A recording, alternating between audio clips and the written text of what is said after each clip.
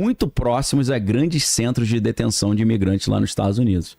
Nossa. Em Miami tem o Chrome Detention Center, né? Que nesse centro de detenção aconteceram coisas também estranhas. Por quê?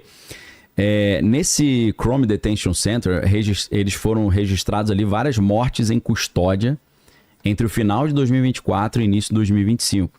E algumas dessas mortes desses detentos, eles apresentavam sintomas neurológicos, convulsões, hemorragias cerebrais e tal. Então, assim, uma coincidência, né? O centro de detenção é perto da pesquisa Neuralink e os detentos estavam morrendo com problemas neurológicos. Ok, é apenas uma coincidência por enquanto. No Arizona, tem 2 instalações ali de centros de detenção. Tem um centro de detenção Florence e tem um centro de detenção Eloy. Nesses 2 centros de detenção, houve um aumento muito estranho de confinamento solitário, de detentos que foram para a solitária, né? Passando ali de uma média de 14 dias de confinamento na solitária em 2024 para 38 dias em 2025. Então, mais uma coisa estranha. Agora, uma outra coincidência, a gente sai de Phoenix, no Arizona, de Miami, na Flórida, e vai para Honolulu, no Havaí. Só que se você for pesquisar, a Neuralink não tem nenhuma pesquisa oficial no Havaí. Só tem em Phoenix, no Arizona e Miami, na Flórida.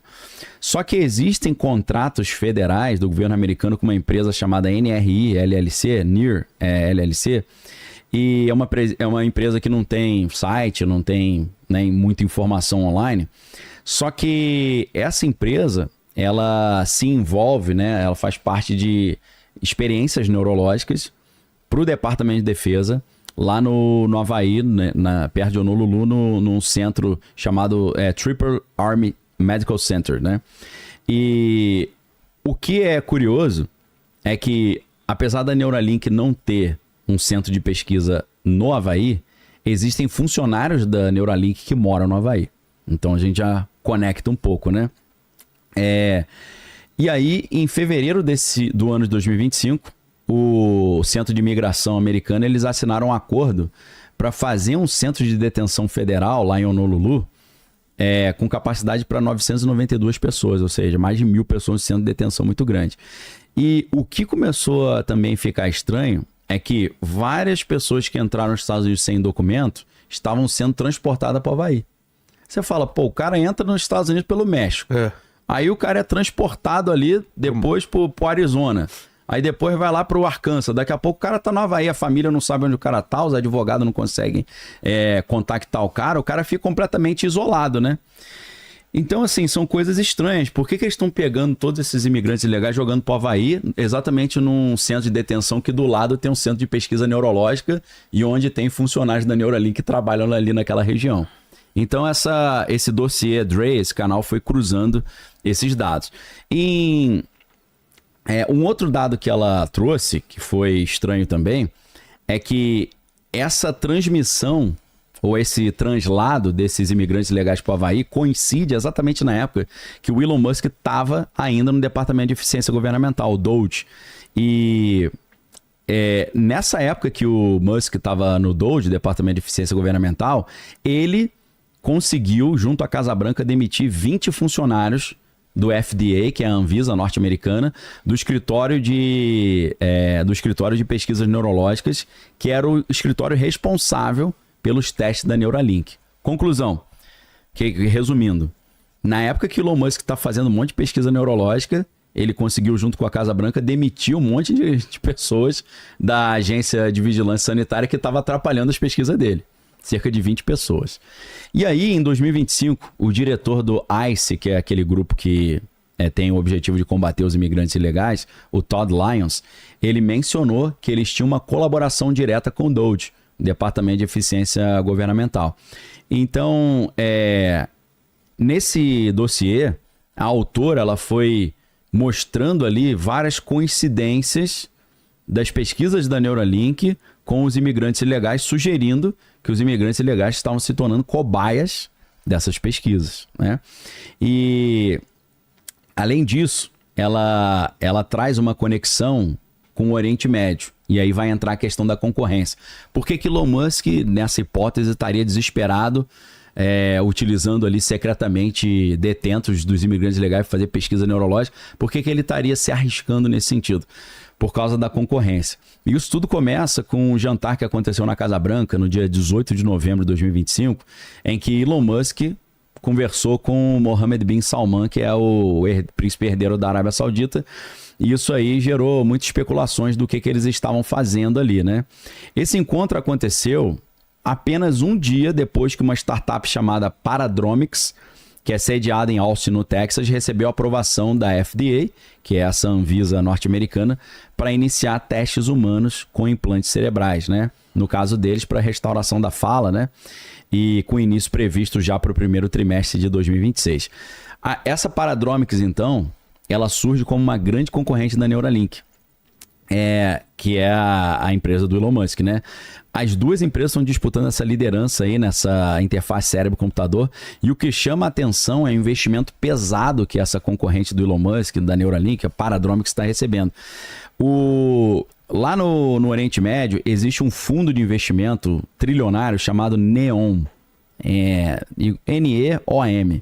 E é o mesmo grupo que está fazendo aquelas cidades no meio do deserto, aquelas cidades que tem aquela cidade de quilômetros, né, de distância, né, com muros gigantes e tal.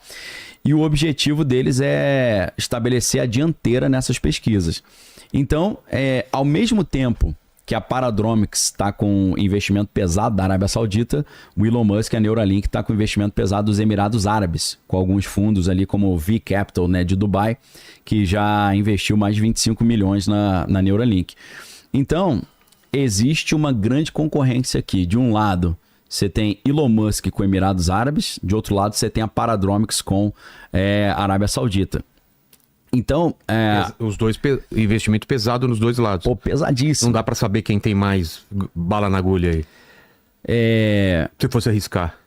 Eu não sei qual é o tamanho do portfólio desses investimentos, mas você pensa assim, cara, Elon Musk, ele já é um cara que tem o cara mais rico do mundo, ele já tem o seu próprio investimento, mas o fundo Neon da Arábia Saudita que está investindo na Paradromics é muito poderoso. Os caras, inclusive porque hoje Mohammed bin Salman tem uma relação maravilhosa com o Donald Trump, e eles estão ali programando investimentos já de $1 trilhão da Arábia Saudita nos Estados Unidos. Então, ficou um pouco ruim para o Elon Musk nesse sentido, porque tem um grupo poderosíssimo que está investindo no concorrente dele. Entendi. E isso pode ter levado o Elon Musk a tentar expandir ainda mais as suas pesquisas, talvez indo para caminhos assim meio obscuros, a gente poderia dizer, né? Essa é a tese que esse dossiê está levantando. Agora, além disso tudo, existe outro centro de detenção que o presidente Donald Trump inaugurou na Flórida, que é chamado de Alligator Alcatraz. Eu não sei se você já ouviu falar nisso aí. Alligator Alcatraz do Alligator. Dos crocodilos. Que a gente sabe que Alcatraz se eu não estou enganado, é aquela prisão que fica ali em São Francisco, né, na ilha, né? Que era de alta segurança, ninguém conseguia fugir, até que alguém conseguiu. Até que um malandro, né, deu um somebody love nos caras. Então, Alcatraz é um local complicado ali, porque você tem uma ilha, a água é gelada pra caramba pra tu fugir nadando, tem tubarão e tal. Só que, então, ali o problema da Alcatraz original é a água gelada e os tubarões. A Alligator Alcatraz, ela fica no meio dos pântanos Everglades, que se o cara fugir, ele é devorado pelos alligators. Tenta aí. Tenta fugir aí. Entendeu? Então, o problema é que no caso da Alligator Alcatraz, alguns investigadores... Olha lá, ó, Alcatraz original, né?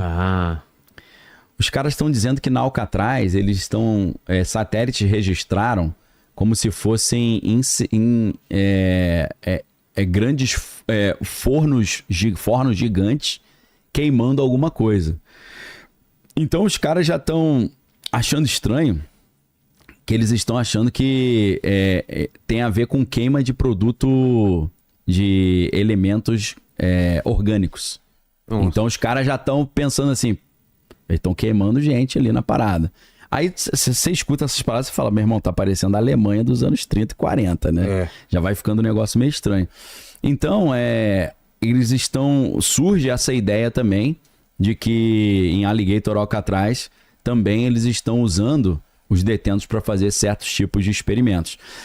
Já houve relatos de mulheres imigrantes ilegais que disseram que foram esterilizadas contra a sua própria vontade, mulheres que tiveram ali procedimentos ginecológicos sendo feitos nelas contra a sua própria vontade. Então fica um cenário estranho, de que parece que os Estados Unidos estão usando esses imigrantes ilegais como cobaia de alguns experimentos, né? E pra sumir com esse cara é fácil também, né? Você pega, o cara já tá lá sem documento. Aí a família fala, cadê ele? Ele falou, não sei, cara, sumiu, né? Então fica um negócio meio estranho. E aí, num ponto desse dossiê, a menina lá, apresentadora do canal, The Dre Dossier, ela chega a falar que, será que Elon Musk é um novo doutor Joseph Mengele? Né? Ela propõe isso, né? E a gente não pode esquecer que essa ideia de dizer que o Elon Musk tem algum certo apreço pela Alemanha dos anos 30 e 40 não é tão raro, porque, primeiro, ele fez um gesto estranhíssimo, que depois ele falou que era do Império Romano, ou só que ele mandou o coração pra galera, que ele bateu no peito e depois esticou o braço num jeito igualzinho que os caras faziam lá com o Adolfo lá na Alemanha, né?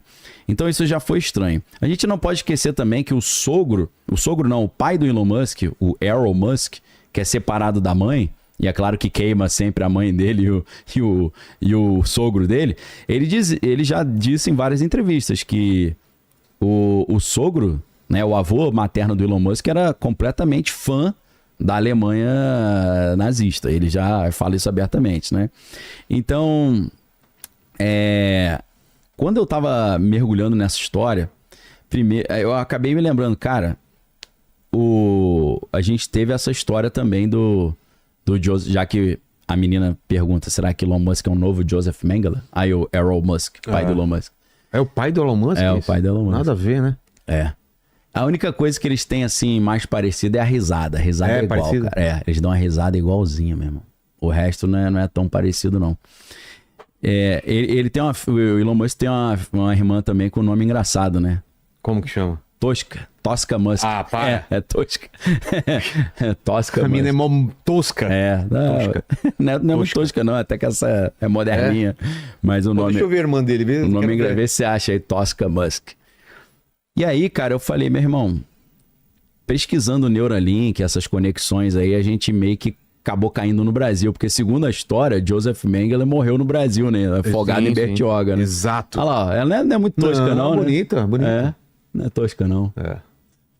Se fosse aqui no Brasil, já tinha feito um negócio no lábio, como chama lá? O preenchimento labial. Preenchimento labial, né? Tirar, toca aquele... Parece uma salsicha na boca, né? Com aquela salsicha na boca. Colocava silicone e rebolava lentinho aí na parada. Na boquinha da garrafa. Na boquinha da garrafa. Mas daí também entregou a idade total, né? O pessoal nem sabe. O que nasce torto nunca se endireita. Não, o Homer dançava lá na... O Homer é da época da lambada, né? Nossa! Dançando lambada, né? Com pochetezinha, aquela calça saruel, de pano, branca de elástico, calça de elástico. Aquela época eu me dei mal, que eu não tinha aquela ginga toda, aquele bailado. Também né? não, você acha? Os caras tinham uma malemolênciazinha, né? Eu ficava só falando, meu irmão, nessa eu perdi, é melhor mudar logo essa moda, que nessa aí Tem que passar logo. Eu tô quebrado.